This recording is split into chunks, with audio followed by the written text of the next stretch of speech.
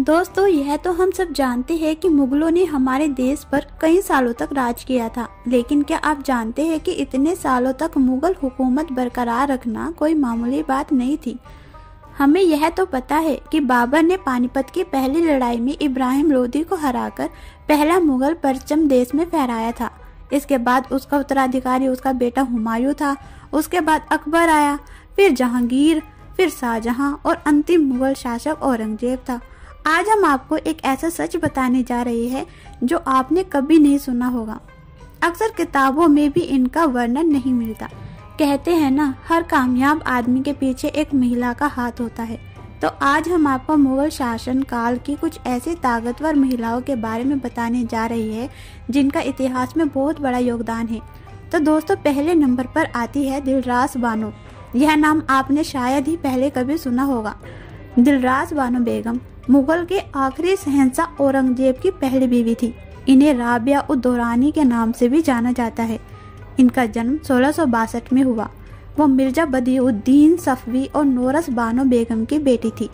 वे सफवी राजवंश के शहजादी थी। 1637 में उनका विवाह शहजादे औरंगजेब से करवाया गया था।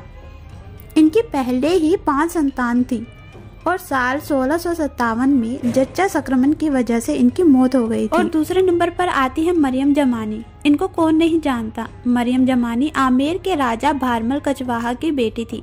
इनका नाम जोधाबाई था। अकबर के साथ 1562 को सांबर हिंदुस्तान में इनका विवाह हुआ था। वह अकबर की तीसरी पत्नी और उसकी 3 प्रमुख मलिकाओं में से एक थी।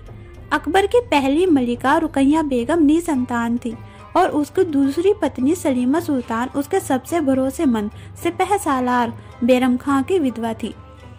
लंबे इंतजार के बाद जब जोधा ने अकबर के बेटे सलीम को जन्म दिया तो अकबर ने उन्हें मरियम जमानी का खिताब दिया, जिसका अर्थ होता है विश्व के लिए दयालु।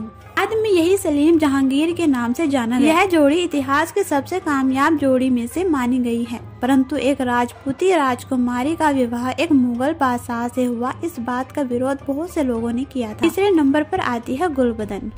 दोस्तों, साल 1523 में गुलबदन का जन्म अफगानिस्तान के काबुल में हुआ था। बचपन में ही उनके पिता जहीरुद्दीन बाबर का इंतकाल हो गया था, जिसके बाद उनकी सौतेली माँ माहम बेगम ने उन्हें गोद ले लिया था। उन्हें बचपन से पढ़ने का बहुत शौक था और वे फारसी और अपनी मातृभाषा तुर्की में कविताएं भी लिखा करती थी। वे अपने भतीजे राजकुमार अकबर के बहुत करीब थी और उन्हें रोज कहानियां सुनाया करती थी। जब अकबर बादशाह बने तब उन्होंने गुलबदन को हुमायूं नामा लिखने का सुझाव दिया था। इस तरह मुगल साम्राज्य का इतिहास पहली बार एक औरत के नजरिए से पढ़ा जा सकता है। अगर बात करें हुमायूं नामा की, तो हुमायूं नामा में गुलबदन बेगम ने सिर्फ बादशाह हुमायूं और उनके शासन के बारे में ही नहीं, बल्कि एक शाही परिवार के दिनचर्या का और मुगल जनान खाने के अंदर के जीवन का बखूबी वर्णन किया। बारी आती है नूरजहां की। नूरजहां के नाम से तो आप वाकिफ ही होंगे, या कहीं ना कहीं तो आपने यह नाम सुना ही होगा। 1611 ईस्वी में जहांगीर से शादी करने के बाद उन्हें 1613 में बादशाह बेगम बनाया गया। कहा जाता है कि वे बेहद खूबसूरत होने के साथ साथ बुद्धिमान भी थी, साथ ही वह शास्त्र कला में भी निपुण थी। कहा जाता है कि 1619 ईस्वी में उसने एक ही गोली से शेर को मार गिराया था, जिसके बाद जहांगीर के शासन का समस्त भार उसी पर आ पड़ा था।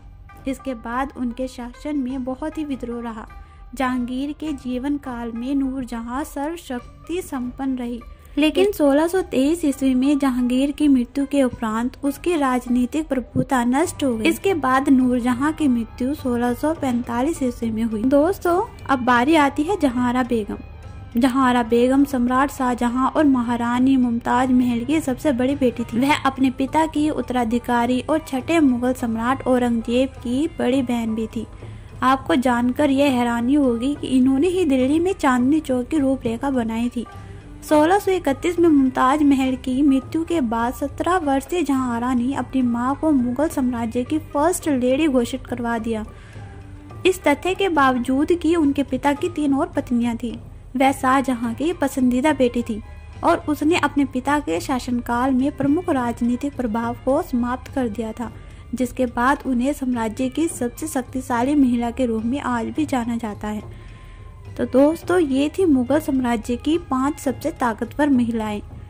कहानी अगर आपको पसंद आए तो चैनल को लाइक शेयर सब्सक्राइब करें।